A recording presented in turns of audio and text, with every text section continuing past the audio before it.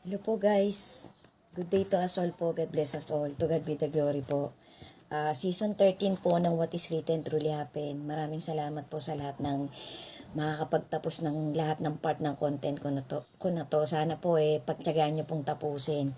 Dagdag motivation din po to para sa ating lahat na umaasa at naghihintay sa dakilang salvation na ibibigay sa ating lahat ng ating Panginoon, ng ating Creator. Sana po patuloy-tuloy tayong umasa at manalangin araw-araw na sana po sa ating mga kaliitan patuloy tayong pagsikapan nating gumawa ng kabutihan sa ikalulugod sa paningin ng ating Panginoon, ng ating Creator. Kasi po, sabi nga po nung mga mangangaral na matuwid, nitong huling generation natin, pati po biblically speaking din po ito, na kung yun nga pong mabuti at matuwid bahagya lang na talagang makakaligtas ano pa po kaya yung nagpapakawalwal, yung lubog na lubog sa kasalanan sa pagbabalik ng ating Panginoon.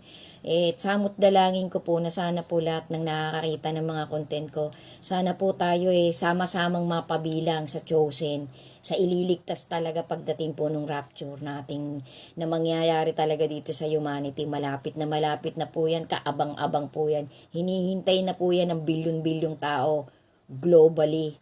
So guys, part 11 na po to ng season 13. Sabi po dun sa dokumentaryong napanood ko, may isang pagkakataon po doon na parang nag-open forum yung mga apostol ng ating Panginoon. Habang wala po ang ating Panginoon, kasi madalas po ang Panginoon, pagkakatapos niya pong mangaral, pagkakatapos niya pong turuan din at magkaroon siya ng private time sa mga apostol niya, umaalis po yan panandalian. Minsan po, 24 oras, minsan po medyo araw po ang binibilang kasi nakikipag-usap po palagi ang bigatin sa ating Panginoong Diyos Ama. Lagi po silang may pinag-uusapan, lagi pong gusto po lagi ng Panginoon nagsosolo siya para makapanalangin ng solo, para malaman pa niya lalo yung mga ipinapagawa sa kanya ng ating Panginoon. Yan po documentaries din po, sinasabi din po yan ng mga matutuwid na mga ngaral ng last generation natin. So guys, nung one time nga po, nagtatalo po sina Simon, sina Andrew, sina Big James, Little James, si Mary Magdalene, yung nanay po ng ating Panginoon, si Mama Mary, tapos yung iba pa pong mga apostol. Basta marami po sila.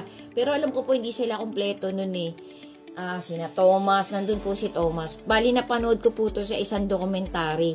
Tapos bawat isa po sa kanila parang may mga konting hinaing. Parang nag-open forum po sila habang hinihintay nila ang ating Panginoon. Sundan niyo pa po guys. To God be the glory po. God bless us all po. Always be steadfast in our faith.